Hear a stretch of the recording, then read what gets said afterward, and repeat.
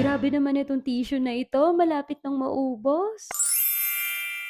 Kapag nagpupunas ba kayo ng mukha ninyo, gamit nyo pa rin ay towel? Naku, itigil nyo na yan. Ang dapat gamitin po ay tissue. Yes po, tissue po dapat ang ginagamit sa mukha. Matagal ko na nga narinig ang balita na mas magandang gamitin sa mukha ang tissue. Pero sana noon pa man, sinunod ko na. Pero okay lang dahil 2 years na nga akong gumagamit ng tissue sa mukha ko. Dahil isa din nga sa mga dahilan kung bakit nagkaka-pimples tayo ay dahil sa mga towel. At kahit mga bakterya ay pabalik-balik. Hindi tulad ng tissue, pagkatapos gamitin ay pwede nang itapon. Pero syempre, piliin na rin natin yung tissue na maaalagaan yung skin natin. At syempre, walang iba kundi itong tissue na to. Tamang-tama nga ang kapal and very absorbent. At syempre, soft and skin friendly. Pwede rin nga itong gamitin sa toilet, kitchen, at pang buong pamilya. Pero syempre, pinaka-perfect para sa mukha. At isipin mo yon, yung isang balot na ganito is 20 pesos na. Pero dito sa shop na ito, isipin mo 200 pesos dapat. Pero itong 10 packs, mabibili mo na lang ng less than 50 pesos.